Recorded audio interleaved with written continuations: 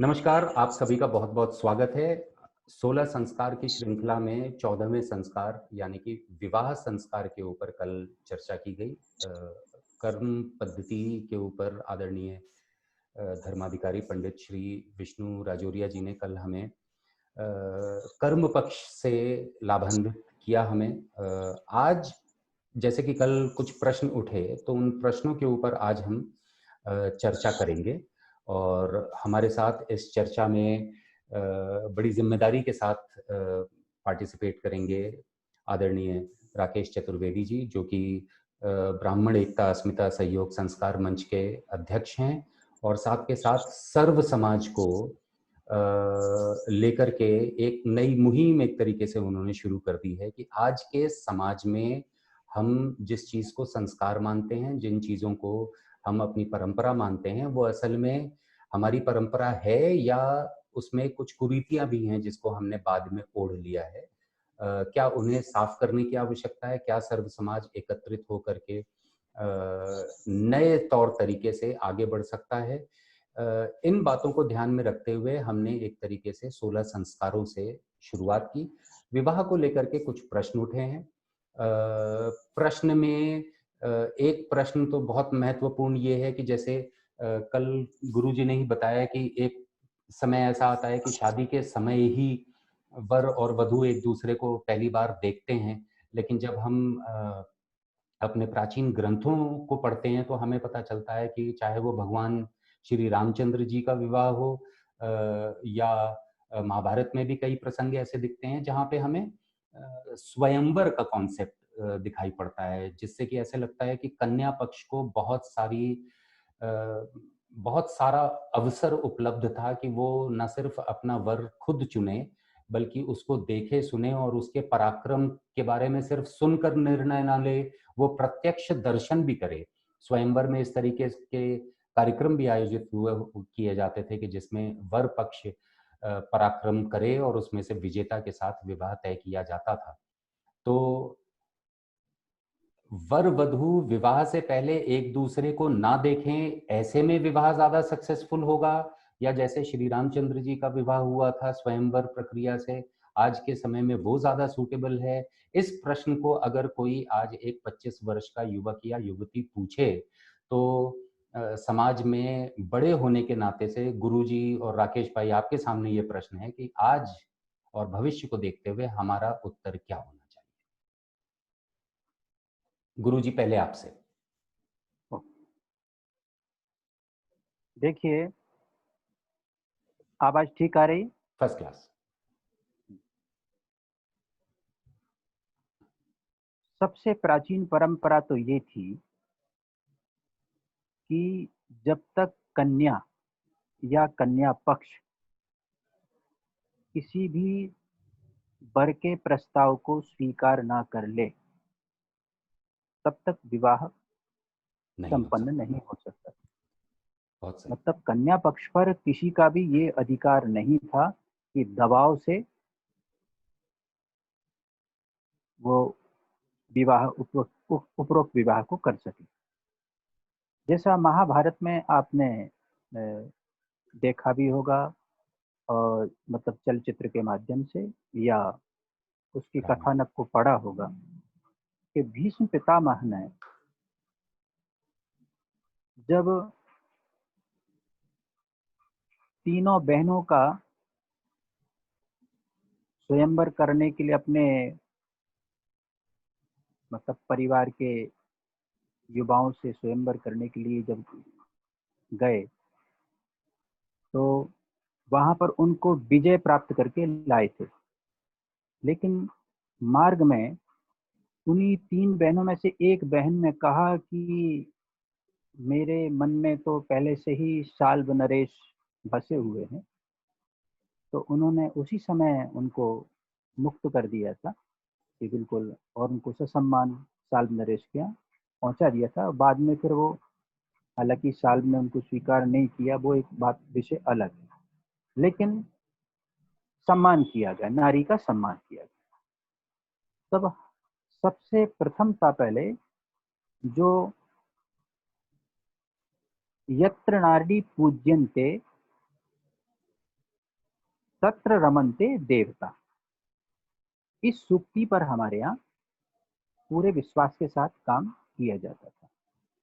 इसलिए तो जब एक लक्ष्मी के स्वरूप में उसको देखा जाता है, तो वहाँ लक्ष्मी के एक अधिकार संपन्न अवस्था होती है, और तभी लक्ष्मी को प्राप्त करने के बाद ही वह कन्यादान के उपरांत ही वह वर विष्णु स्वरूप हो जाता है, हमारे यहाँ की विवाह परंपरा के अनुसार। तो ये परंपरा कालांतर में विकृत हुई। आदि शंकराचार्य के बाद जब हमारी सनातन संस्कृति पर विदेशी आक्रमण हुए, मुगल काल आया, अंग्रेजों का काल आया और बहुत विकृतियां आई, तो उस समय हिंदू बेटियों को बचाना पहला लक्ष्य हो गया था। विवाह की उम्र जैसे ही उनकी निकट आती थी, तो खतरा मंडराने लगता था कि अब इनका क्या होगा। अधिकांश तो म्लेच्छ लोग जो हैं, वो उनका अपहरण कर लेते बलपूर्वक और ले जाते थे उठाकर।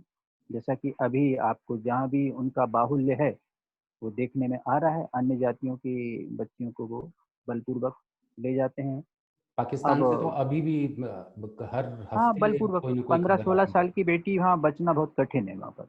मतलब उसके बाद खतरा मंडराने लगता है, चाहे वो सिख परिवार की बेटी हो, चाहे गुरु ग्रंथी की बेटी हो, चाहे सिंधी समाज की हो, या किसी भी हिंदू समाज की हो, उसको बचना, या क्रिश्चियन की भी हो, किसी उनको किसी धर्म से कोई इसमें परहेज नहीं है। और बस उनको तो किसी की भी बेटी मिले, बेटी ले जाना है।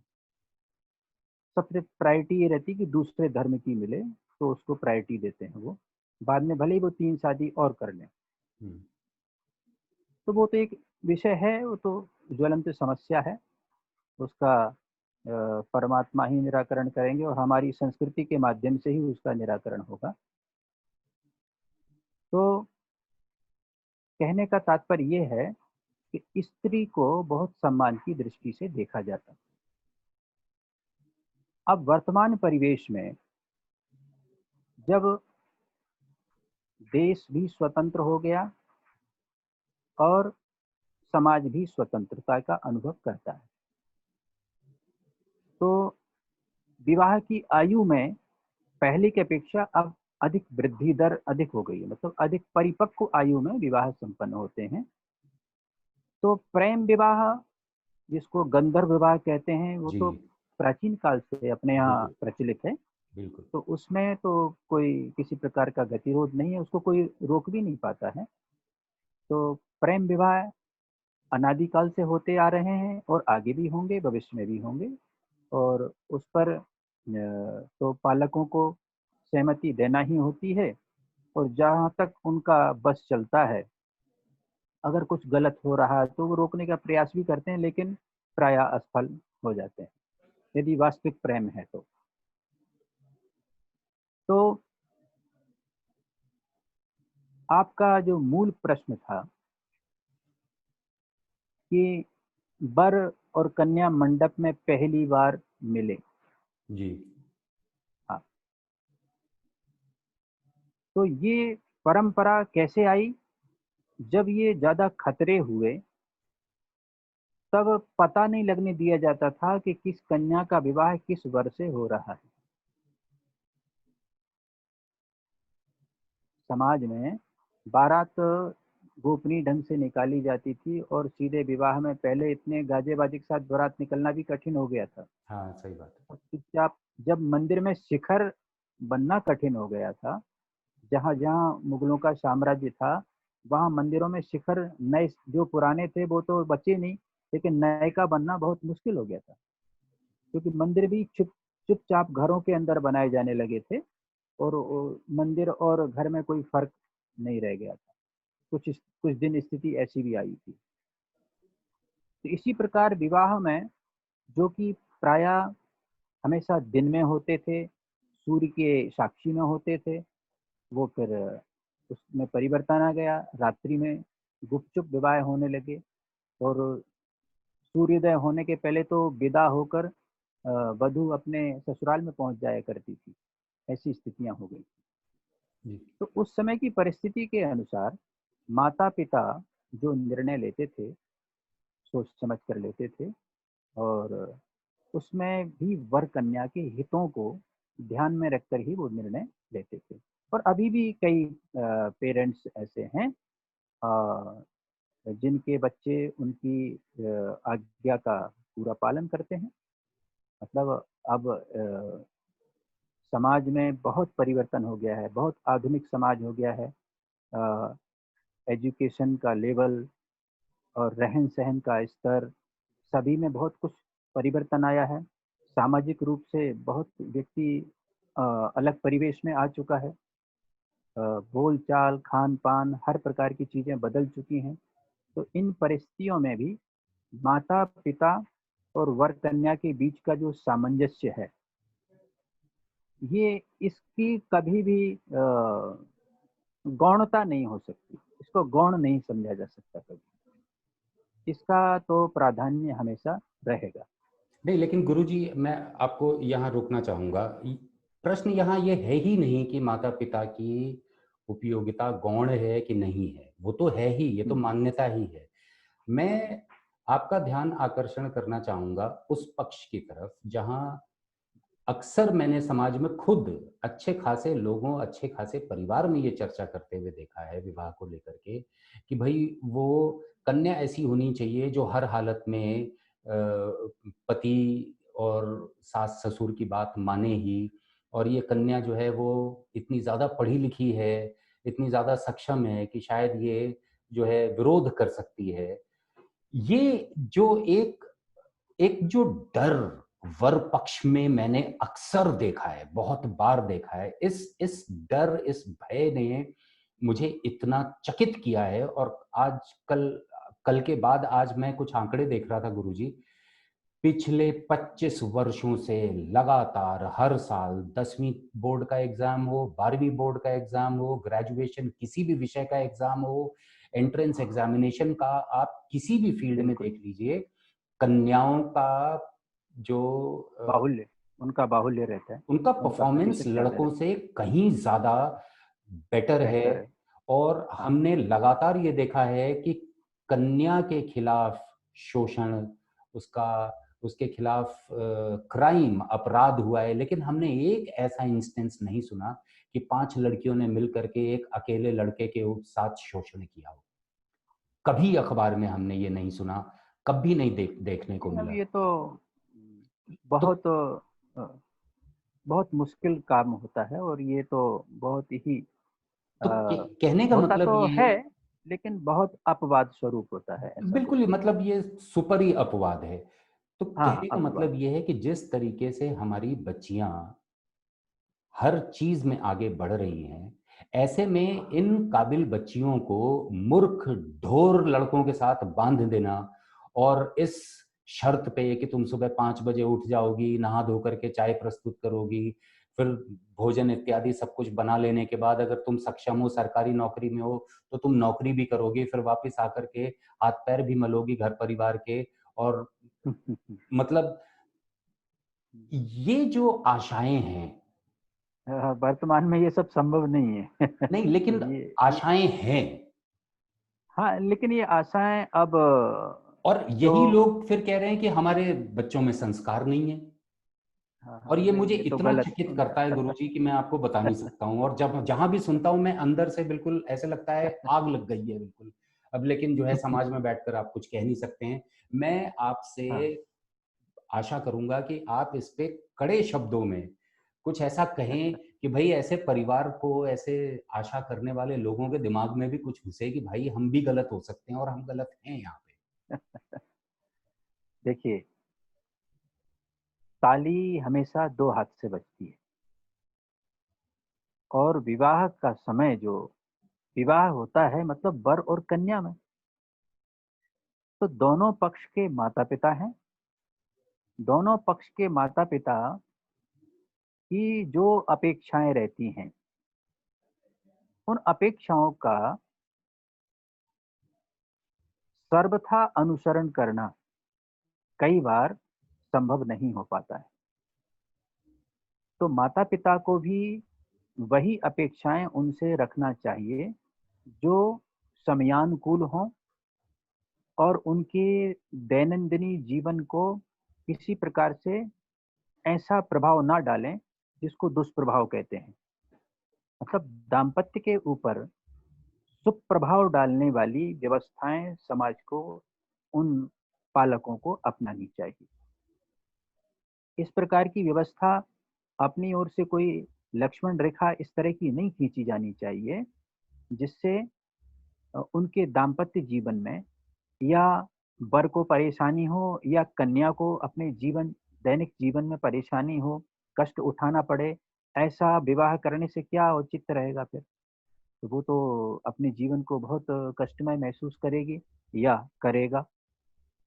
तो इसमें मैं बहुत कड़े शब्दों में ये कह रहा हूँ कि ऐसे माता-पिता जो केवल एक अ, पुत्र वधू नहीं, एक दासी जैसी व्यवस्था चाहते हैं, ये सर्वथा अनुचित है और ये उस बेटी के साथ घोर अन्याय अन्याय होगा। अब तो लड़कियों की संख्या भी कम हो गई। अब तो मतलब हाँ, अब हाँ, ये बहुत। ये दूसरे पक्ष पर लेकर के जा रहा है, लड़कियों की संख्या कम हो गई अब अब डिमांड एंड 30 से सप्लाई के 35 साल हिसाब के, से। हाँ, 30 और 35 साल के लड़के घूम रहे हैं, शादियाँ नहीं हो रही हाँ, और डिमांड बड़े और योग्य सप्लाई के और हिसाब बड़े-बड़े से पदों पर, बिल्कुल बड़े-बड़े। लड़कियों की संख्या कम है और दहेज भी हाँ। लड़की के परिवार वाले दे रहे हैं।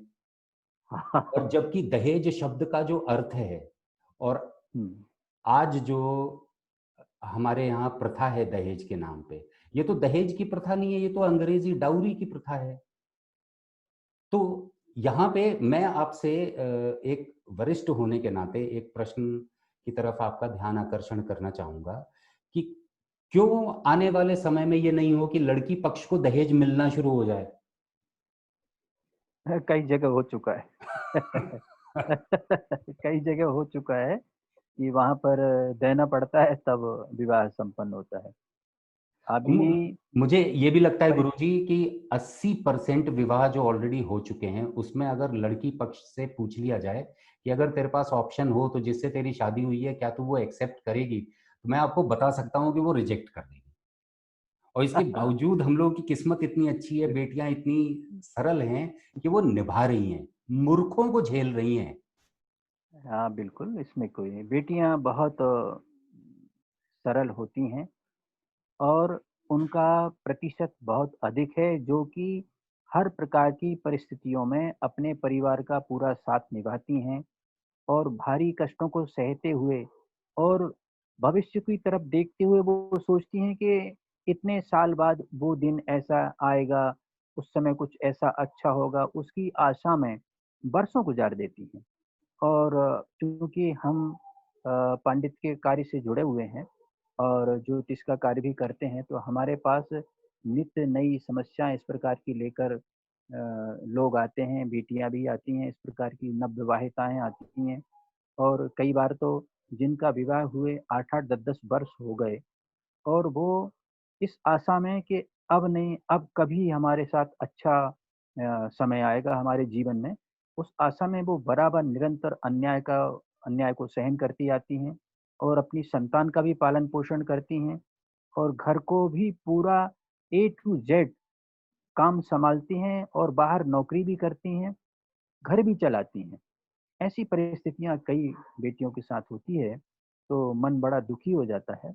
तो इस प्रकार की समस्या ना आए, इसके लिए जो आप कह रहे थे ना अभी कि बेटियाँ अभी हर प्रकार की परीक्षाओं में सर्वाधिक उनकी प्रतिशत बढ़ रहा है, तो ये उनकी इच्छा शक्ति अब बहुत आगे बढ़ रही है। तो नारी शक्ति का विकास समाज का, राष्ट्र का, परिवार का, सबका विकास या सबका उत्थान करता है। इसलिए उनको तो हर क्षेत्र में आगे आने का अवसर दिया जाना चाहिए, मौका दिया जाना चाहिए। केवल उनको रसोई तक ही सीमित ना रख के उनको समाज के बीच में कार्य करने का पूरा अवसर प्रदान करना चाहिए। ये हमारी समाज से अपेक्षा हमेशा रहेगी। दहेज के प्रश्न पे, जो हुँ, आज मुझे जो लगता है, जो दहेज की परंपरा आज प्रैक्टिस हो रही है कि हुँ, विश लिस्ट लड़के का परिवार देता है, झगड़ा तक करता है। शादी एकदम बिल्कुल वरमाला, एक दूसरे के ऊपर माला डलने वाली है, पूजा होने वाली है, और उससे पहले शादियों में जैसे कुछ फूफा कुछ मौसा तो ऐसे होते हैं जिनको तैयारी किया जाता है झगड़ा शुरू करने के लिए, ताकि मुद्दा वहां पहुंचे। और मैं जब पुरानी परंपरा के हिसाब से देखता हूँ तो ऐसे पता चलता है कि जैसे ये जो कॉन्सेप्ट है ये तो ये अंग्रेज की बहुत डाउरी का कॉन्सेप्ट है, ये हमारे बहुत दहेज का कॉन्सेप्ट तो नहीं है। दुखद है और बहुत गलत परंपरा है। तो मैं आपसे चाहूंगा कि दहेज शब्द, और दहेज ये परंपरा के ये कोई ऊपर कुछ आप। परंपरा नहीं है, ये इसको मैं मानता हूँ विकृति।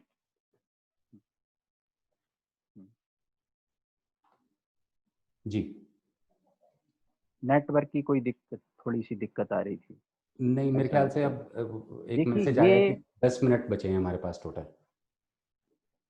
हाँ ये थोड़ी विकृति है, ये हमारी थोड़ी कोई नहीं परंपरा गुरुजी, ऐसी बहुत है बड़ी नहीं। विकृति है ये। हाँ बहुत बड़ी विकृति है, क्योंकि हमारी ये परंपरा नहीं है। प्राचीन सनातन परंपरा में इसका कोई स्थान नहीं। सनातन परंपरा में तो जो दान दहेज जो दिया जाता था वो ऐच्छिक और प्रसन्नता पूर्वक, ऐच्छिक, ऐच्छिक शब्द है उसमें, उसमें मांगने का घमंड तो नहीं प्रश्न है। ही, मतलब वर पक्ष से अपनी ओर से तो एक, मतलब केवल कन्या के अलावा किसी को, वो तो उसको लक्ष्मी स्वरूपा उस कन्या को मांगता है बस, कि मैं, मुझे ये चाहिए देवी, और इसके अन्यत्र, इसके अलावा मुझे कुछ नहीं चाहिए। लेकिन कन्या पक्ष इतने सहृदयता से, जो ऐच्छिक, उस प्रसन्नता के साथ उस कन्या के, क्योंकि कन्या किसी के परिवार में जा रही है, उसके लिए वो नया परिवार है, तो वहाँ एक श्री वृद्धि के रूप में जाए,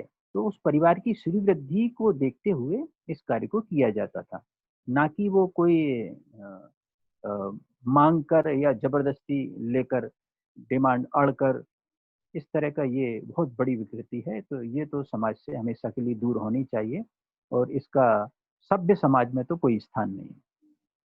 ये तो असभ्यता का प्रतीक है। अब यहाँ मैं राकेश जी को आमंत्रित करना चाहूँगा। राकेश जी, भाई साहब आप म्यूट पे हैं, आ गए, बहुत बढ़िया। हर वर्ष आपके माध्यम से कई विवाह संपन्न हुए हैं जी जी, और आगे भी होंगे, और विवाह में आपकी उपस्थिति भी रहती है। बिल्कुल। आपके माध्यम से हम ये जानना चाहेंगे कि क्या ऐसी कोई चेष्टा आपकी तरफ से रहती है कि ये सुनिश्चित हो कि आपके माध्यम से अगर विवाह संपन्न हो रहा है तो कम से कम ये कुरीतियां ना हो? क्या समाज में कैसी ऐसी कोई व्यवस्था बनाई जा सकती है? अगर नहीं भी है तो क्या हम मिलकर के प्रयास कर सकते हैं ऐसी व्यवस्था बनाने की कि जिसमें कन्या पक्ष विवाह के बाद जिस घर में जा रही है कम से कम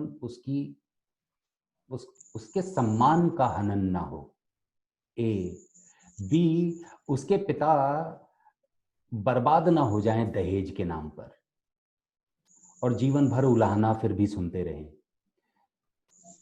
कन्या पक्ष और वर दोनों के पराक्रम काबिलियत में इतना संतुलन हो कि वो दोनों एक दूसरे की मन से सम्मान कर सकें। ऐसा ना हो कि मूर्ख वर को झेलते झेलते ही पूरा जीवन निकल जाए कन्या का। क्या ये 2-3 बिंदुओं के ऊपर क्या समाज अपनी तरफ से कोई पहल नहीं उठा सकता है? क्या उठाना चाहिए? देखिए रितेश जी, आपका जो विषय है बड़ा सटीक विषय है, और आपने देखा होगा कि इसी वर्ष लॉकडाउन के टाइम पे अभी जो हमारा परिचय सम्मेलन हुआ, और वो परिचय सम्मेलन भी हमने जूम के माध्यम से किया, उसमें यह स्पष्ट सामने आया। क्योंकि जब हम परिचय सम्मेलन इस तरीके से करते थे जिसमें लोग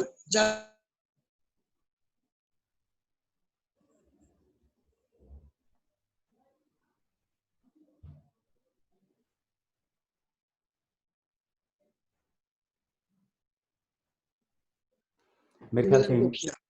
हाँ, ओके। जब परिचय सम्मेलन हमने जूम के माध्यम से किया इसमें बच्चे बच्चियों ने अपनी पसंद स्वयं बताई, एक बात। दूसरी बात, बच्चियों ने ये पहले से